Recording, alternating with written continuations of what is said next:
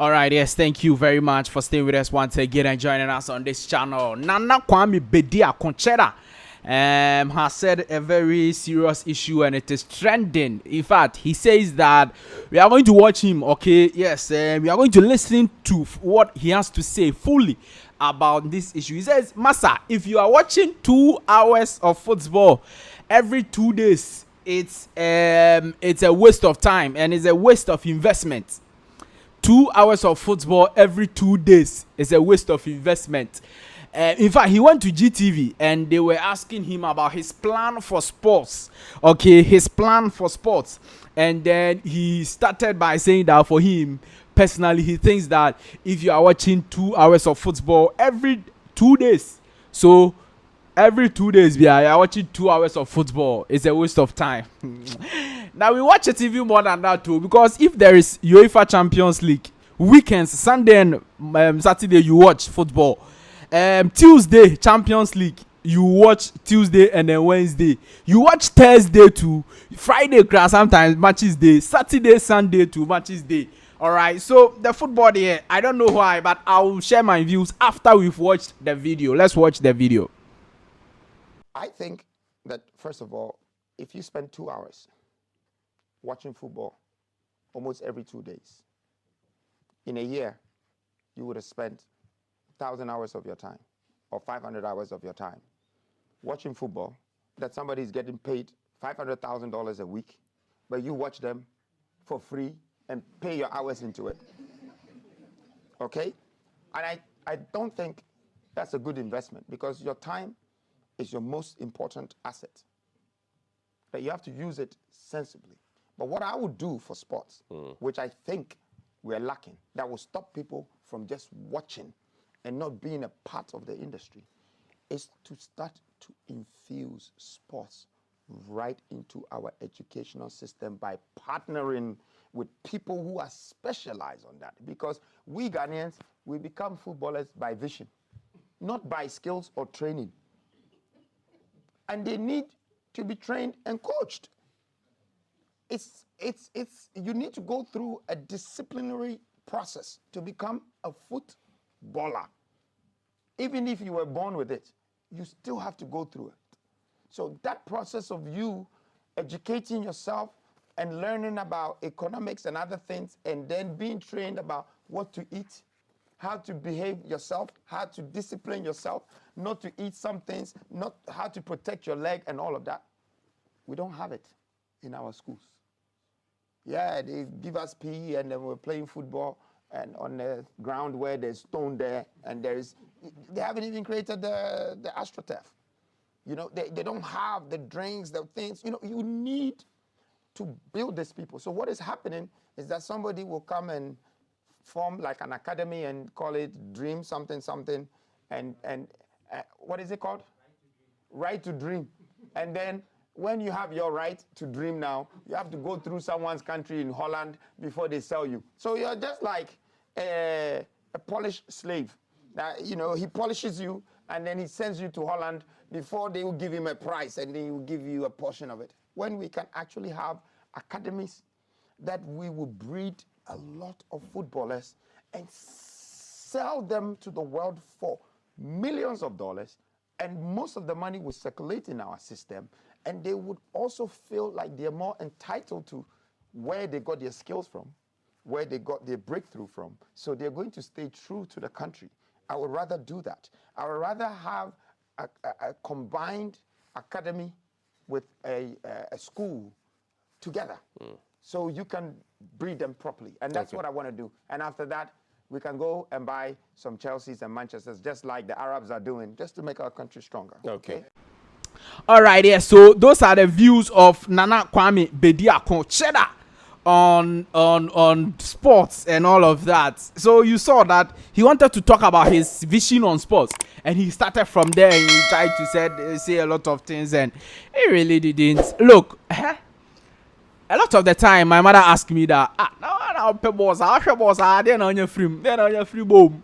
I say, look, ma, semen pebble here, ebianka me no ma fufro, bad things fufro.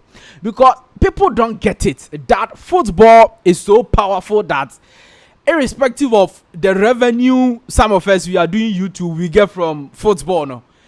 Even if you are watching it as a leisure something, it is too powerful that without it, no, you can do other things. So that 2 hours, no, if the person is not doing, you think it's everybody that can be doing something like what?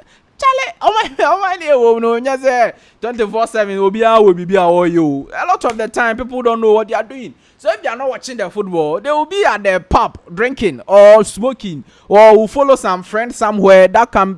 So football there is so important, and so I don't know how to explain to people. It's not only football; it's all the sporting. That is why when you go abroad, they don't joke with their sports, whether it's basketball, whether it's horses running.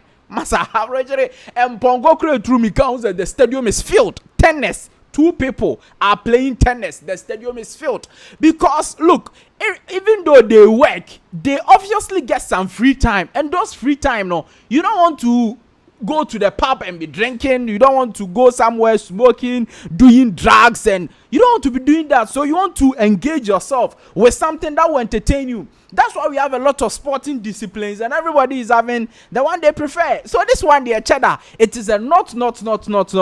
A lot of people watch, journalists, they watch football, they get paid. Fans, some of the fans go to the football stadiums, they sell, and then they get paid. But whilst they are watching football, some also do DSTV centers. They are watching the football, they are doing DSTV.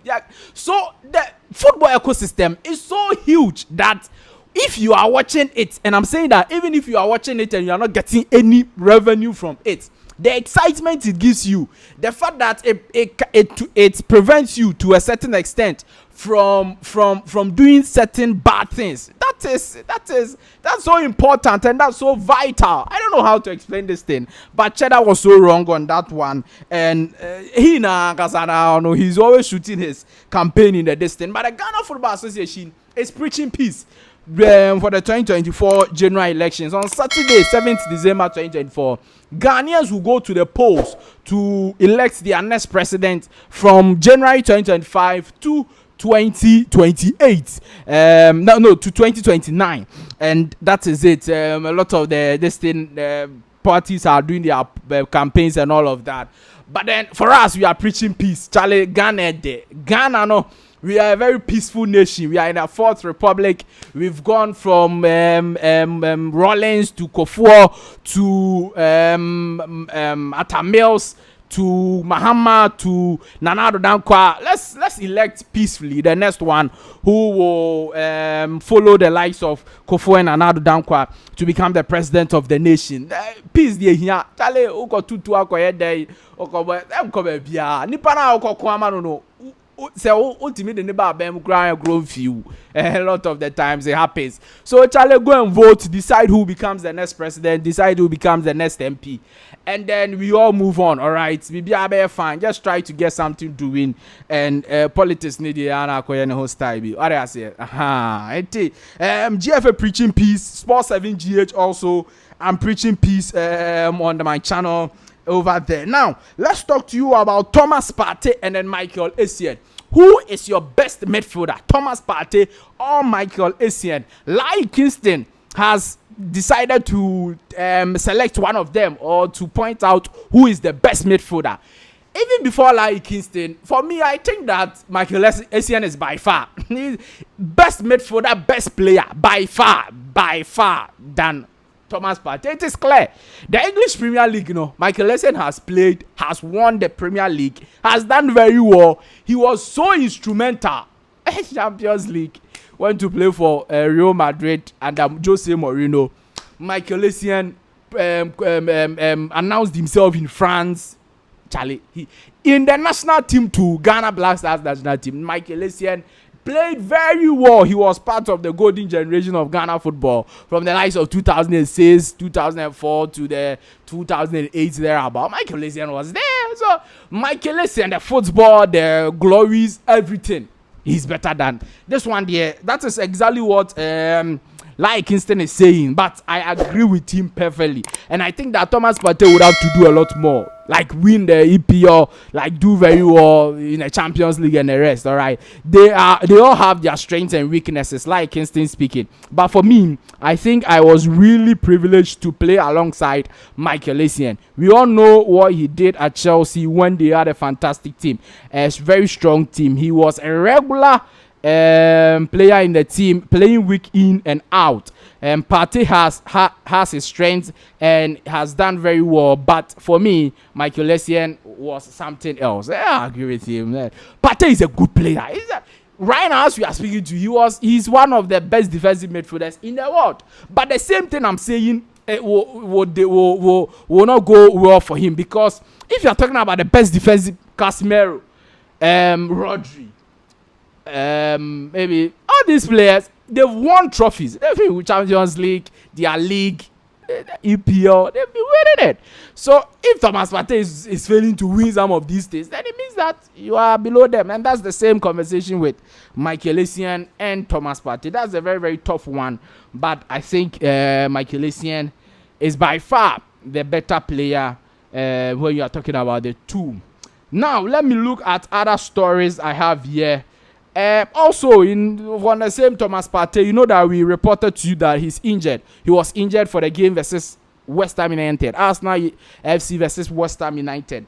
But it looks like he's back. Yeah. I also reported to you in that video that a lot of the Arsenal fans think that he's not really injured. The Arsenal manager, Micheal Essien, just want to rest him for the busy fixtures that will be coming on in this from December to January in the English Premier League. And so that's the reason why he was rested. And it looks like that is actually the reason, because there is the news that he is fit and may be ready for the game versus Manchester United this evening. Arsenal Football Club will be playing versus Manchester United in the English Premier League, and Thomas Partey is likely to be available for his club side this evening. So yeah, these are some of the updates we decided to bring you. Do want to subscribe to the channel, like the video, hit the notification bell and select, or leave your thoughts, comments below in the comment section if you have any. It's always a great pleasure to have you join us. I'll see you in the next one. Bye bye.